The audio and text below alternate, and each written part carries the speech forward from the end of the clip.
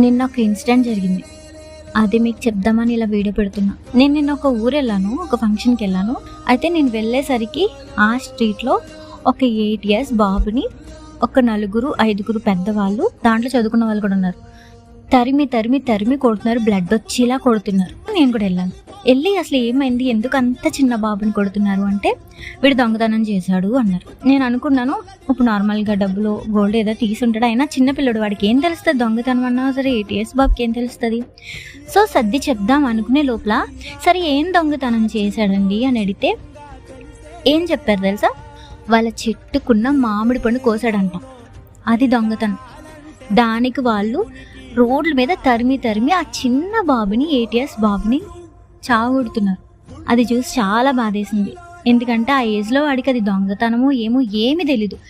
అది చెట్టు ఎలా ఉందో తెలుసా? ఆకుల కన్నా కాయలు ఎక్కువ ఉన్నాయి. అంత పెద్ద చెట్టు, దాంట్లో ఉంచి ఒక కాయ వాడికి ఏదో తినాలనిపించో నార్మల్గా బాగుందనో వాడికి ఏం తెలుస్తుంది ఆ ఏజ్లో? జస్ట్ కోసుకున్నాడు అంతే, ఒకటి. దానికి వాళ్ళు అలా కొట్టేశారు. నాకు చాలా కోపం వచ్చింది. అసలు చాలామంది రిచ్ అని చెప్పుకుంటారు కానీ పైకి రిచ్ అంటే ఏంటి?